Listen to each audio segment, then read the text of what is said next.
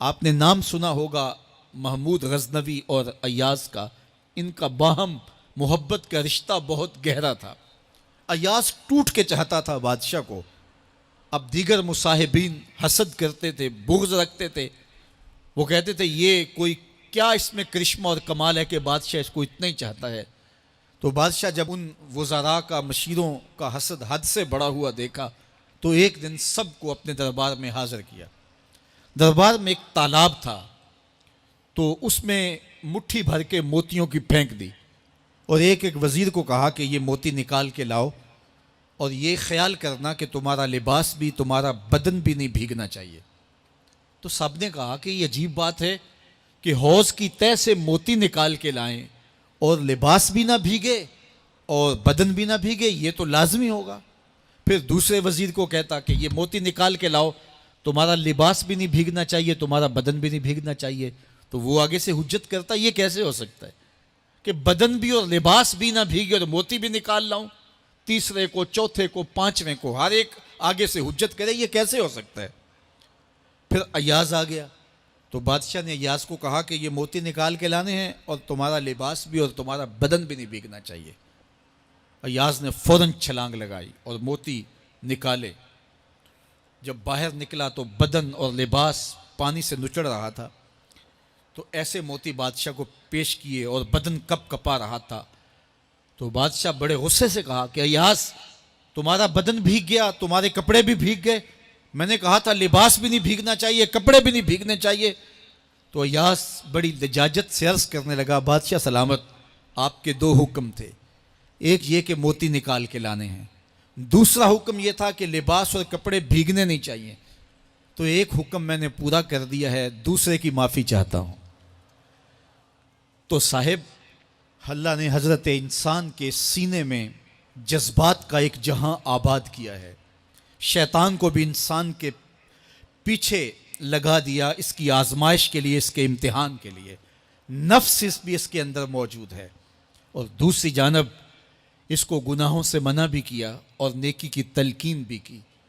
اب کتنی مشکل زندگی ہے حضرت انسان کی، آئی جان شکنجے اندر جویں ویلنے دے وچ گنا، کتنی مشکل زندگی ہے، خواہشیں ہیں کہ آوارہ ہیں، آرزویں ہیں کہ بے قابو ہیں، اور دوسری جانب اللہ کا حکم ہے۔ اب کیا کرے؟ تو گناہ کرنے کے بعد پھر اللہ کے حضور توبہ کر لے، جو ممکن ہو وہ نیکی کرے، اور گناہ سے مقدور بچنے کی کوشش کرے، لیکن بشری تقاضوں کے تحت اگر اس سے گناہ کبھی سرزد ہو جائے تو اس پر اکڑے نہ اور اس پہ مصر نہ رہے، اس پہ اصرار نہ کرے، بلکہ فوراً اللہ کے حضور توبہ کرے۔ گناہ کرنے کے بعد بندہ جب توبہ کرتا ہے، التائب من الذنب کمن لا ذنب لہ، تو وہ ایسے ہوتا ہے جس طرح اس نے گناہ کیا ہوا ہی نہیں۔ بندہ 100 بار گناہ کر کے توبہ کرے، اللہ 100 بار معاف فرما دیتا۔ وہ کریم ہے، 70 ماؤں سے زیادہ پیار کرتا ہے۔ تو بندے اس کی دہلیز پہ جب توبہ کرتے ہیں، رجوع کرتے ہیں اور اس سے معافی مانگتے ہیں، تو وہ یہ نہیں دیکھتا کہ یہ گناہ گار کتنا بڑا ہے، وہ یہ دیکھتا ہے کہ یہ میری دہلیز پہ آیا ہے، اور اس کے ما قبل کے سارے گناہ معاف بھی کرتا ہے، بلکہ گناہوں کو بدل کے نیکیوں میں بھی تبدیل کر دیتا ہے۔ آئیے اب قرآن مجید میں ان لوگوں کی کہانی بھی پڑھیے جو اپنی زندگی کو اپنے مالک کے نام لگا چکے ہیں، اور ان سے اگر کوئی معاملہ سرزد ہو جاتا ہے تو وہ کس قدر اللہ سے ڈرتے ہیں۔ والذین یؤتون ما آتوا وقلوبہم وجلہ انہم الی ربہم راجعون، فرمایا کہ وہ لوگ جب ان سے کوئی خطا سرزد ہو جاتی ہے، کوئی گناہ ہو جاتا ہے، تو ان کے دل لرز جاتے ہیں، خوف خدا سے وہ کانپنے لگ جاتے ہیں۔ انہم الی ربہم راجعون، تو وہ اپنے رب کی طرف رجوع کرنے والے ہوتے ہیں۔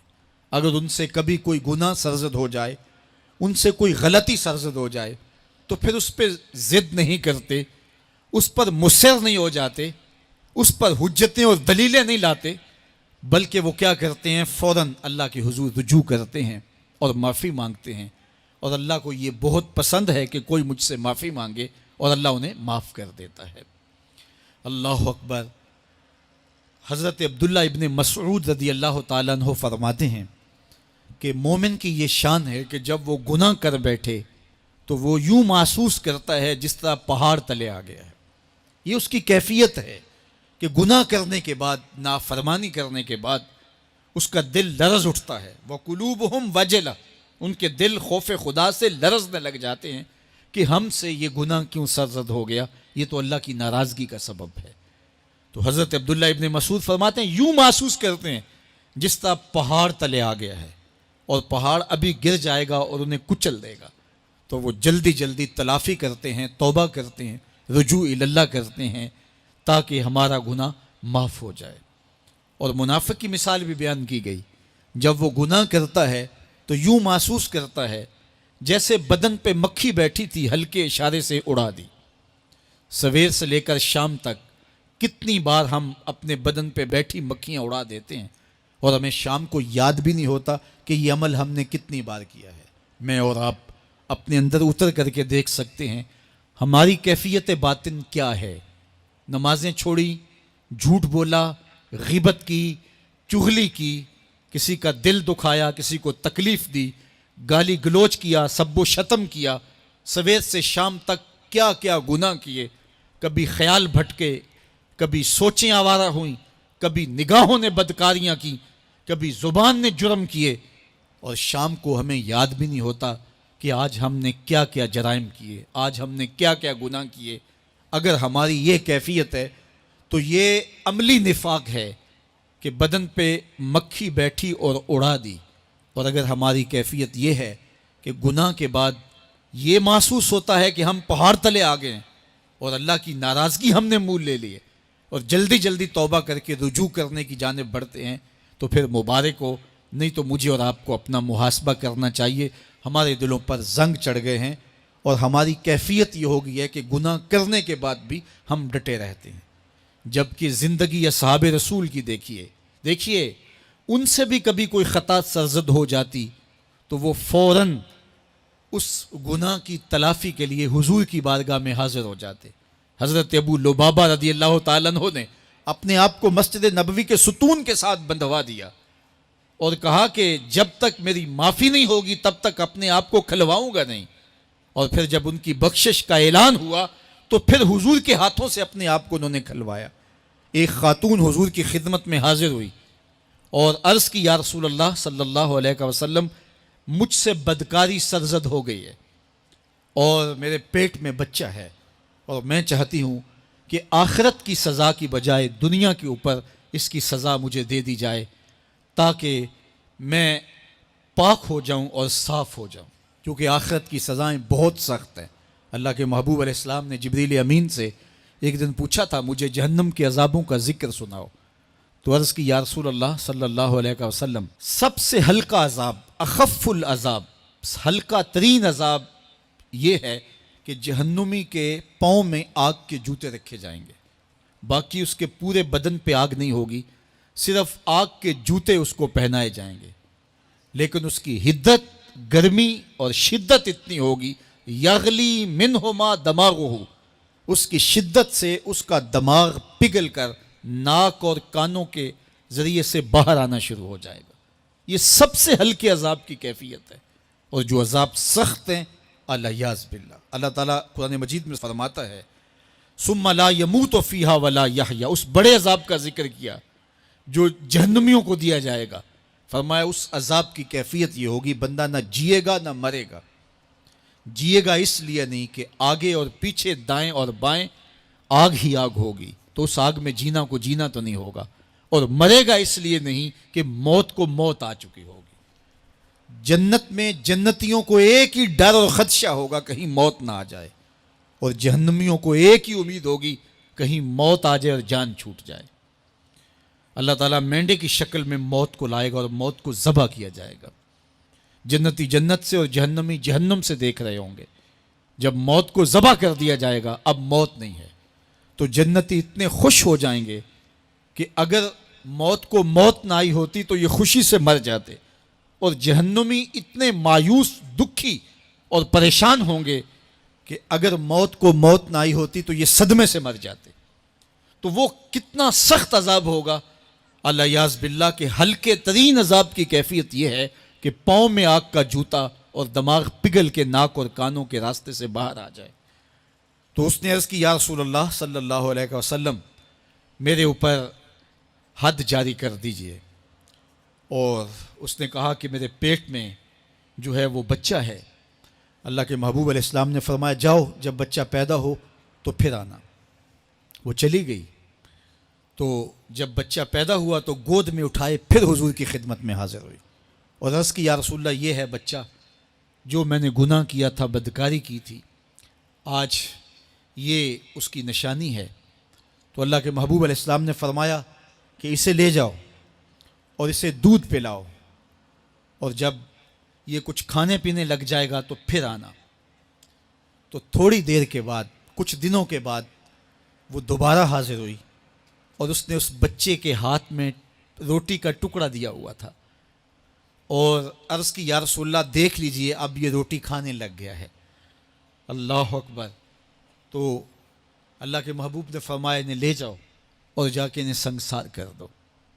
اس کی یہ حد بنتی تھی، اس کو سنگسار کیا اور اس نے خود یہ سزا اپنے لیے قبول کی۔ مائز ابن مالک اسلمی عرض کی یا رسول اللہ طہرنی، مجھے پاک کر دیجئے۔ میرے حضور نے فرمایا جاؤ اللہ سے معافی مانگو۔ وہ گئے اور معافی مانگی، بے چینی اتنی تھی، پھر آ گئے اور عرض کی طہرنی یا رسول اللہ، حضور مجھے پاک کر دیجئے۔ فرمایا جاؤ اللہ سے معافی مانگو۔ وہ گئے، معافی مانگی، پھر پلٹ آئے، تیسری مرتبہ، چوتھی مرتبہ۔ آقا کریم نے فرمایا فیما اطہرک کا، تمہیں کہا اللہ سے معافی مانگو، کریم ہے معاف کر دے گا، تم پھر پلٹ آتے ہو، تمہیں کس جرم سے پاک کروں؟ قال من الزنا، عرض کی مجھ سے بدکاری ہو گئی ہے اور میں چاہتا ہوں کہ دنیا پر فارغ ہو جاؤں۔ حضور نے فرمایا کہ اس کا توازن عقلی تو ٹھیک ہے۔ عرض کی حضور صحیح الحواس ہے۔ کہا کہ یہ نشے میں تو نہیں کہہ رہا، کسی نے اٹھ کے منہ سونگا، کہا حضور ایسی بات بھی نہیں ہے۔ فرمایا تم سوچ لو کیا کہہ رہے ہو؟ کہا حضور جو میں کہہ رہا ہوں وہ سچ کہہ رہا ہوں، مجھ سے گناہ سرزد ہو گیا اور میں چاہتا ہوں کہ دنیا پر ہی فارغ ہو جاؤں۔ اللہ کے محبوب علیہ السلام نے فرمایا کہ انہیں سنگسار کر دو۔ مائز ابن مالک اسلمی کو سنگسار کر دیا گیا۔ جب ان کا جنازہ اٹھا تو حضور بھی جنازے کے جلوس میں تھے۔ کسی کی زبان سے نکلا لو مائز نے گناہ کیا تھا، بس یہ بات سننے کی دیر تھی، اللہ کے محبوب کے چہرے پہ جلال آ گیا۔ فرمایا خبردار اگر کسی نے میرے مائز پہ بات کی، میرے مائز نے ایسی سچی توبہ کی ہے اگر روئے زمین کے تمام مسلمانوں میں بانٹ دی جائے لکفاہم، سب کی مغفرت ہو جائے، کہ انہوں نے اپنے آپ کو خود پیش کیا ہے۔ اب مائز ابن مالک کا جنازہ اللہ کے رسول نے خود پڑھایا، بلکہ مسلم کتاب الحدود میں ہے کہ ان کے جنازے کے دوسرے دن یا تیسرے دن حضور ان کے ہاں تشریف لے گئے، اور جب آقا گئے وہم جلوسن، تو لوگ وہاں بیٹھے ہوئے تھے، تو میرے آقا نے فرمایا استغفروا لمائز، مائز کے لیے بخشش اور مغفرت کی دعا کرو۔ تو یہ بات ذہن نشین کیجئے کہ یہ وہ لوگ تھے کہ جن سے کبھی کوئی گناہ سرزد ہو جاتا تو وہ جلد توبہ کرتے، اور اس کی بڑی سے بڑی حد اور سزا بھی ہوتی تو وہ بھی کاٹنے کے لیے تیار ہو جاتے۔ میں اور آپ دیکھیں کہ ہماری زندگی میں اگر گناہ ہیں اور ہمیں سچی توبہ کی توفیق بھی نصیب نہیں ہے تو پھر ہم سوچ لیں کہ ہم کہاں کھڑے ہیں۔ دیکھیے اللہ دلوں کے بھید جانتا ہے۔ سچی توبہ یہ ہے کہ جو کیے پر ندامت ہو اور آئندہ نہ کرنے کا عزم مصمم ہو، پکا ارادہ ہو کہ یہ گناہ زندگی میں دوبارہ نہیں کروں گا۔ الگ بات ہے کہ پھر دوبارہ اس سے سرزد ہو جائے، لیکن جب وہ توبہ کر رہا ہو تو اس وقت اس کا پختہ عزم ہو اور اس کے دل کے کسی گوشے میں نہ ہو کہ چلو میں توبہ کر لیتا ہوں اور پھر ہو گیا تو پھر کر لوں گا۔ پکا عزم ہو کہ دوبارہ یہ گناہ نہیں کروں گا۔ اور اگر زبان سے توبہ توبہ کر رہا ہو اور دل میں ہو کہ ٹھیک ہے یہ تو صبح بھی مجھ سے عمل بد سرزد ہونا ہے، تو اللہ تعالیٰ سے یہ مذاق کرنے والی بات ہے، اور اللہ تعالیٰ سے جو مذاق کرتا ہے وہ کہاں کھڑا ہے وہ خود سوچ لے۔ وہ کیا کسی نے کہا تھا کہ توبہ کی پھر توبہ کی، پھر توبہ کر کے توڑ دی، میری اس توبہ پہ توبہ توبہ توبہ کر اٹھی۔ تو ایسی توبہ نہیں ہے کہ جو رسماً کسی مجلس میں چلے گئے، کسی اجتماع میں چلے گئے تو سب لوگوں نے توبہ توبہ کی تو وہ بھی توبہ توبہ کرتا رہا، لیکن اس کا عزم مصمم پختہ ارادہ نہیں تھا گناہوں کو چھوڑنے کا، تو یہ توبہ نہیں، یہ مذاق ہے۔ اس لیے اللہ کے حضور سچی توبہ یہ ہے کہ ما قبل کے گناہوں سے ندامت پیدا ہو جائے اور سچے دل سے ارادہ کیا جائے، پختہ عزم کیا جائے کہ دوبارہ میں یہ گناہ نہیں کروں گا۔ یہ الگ بات ہے کچھ عرصے بعد اس سے پھر سرزد ہو جائے، پھر وہ گناہ ہو جائے، تو پھر وہ پکی توبہ کرے، تو 100 بار بھی گناہ کرے گا، 100 بار بھی توبہ کرے گا، اللہ 100 بار قبول کرے گا۔ لیکن اندت توبہ اس کا عزم مصمم ہونا چاہیے، اس کا عزم پختہ ہونا چاہیے۔ محض لفظوں سے توبہ توبہ پکارنا اور دل توبہ نہ کر رہا ہو اور دل عزم مصمم نہ رکھتا ہو تو یہ توبہ نہیں ہے۔ اس لیے سچی توبہ اللہ کے حضور اپنے گناہوں کی پیش کرنی، یہ اہل ایمان کا طریقہ ہے۔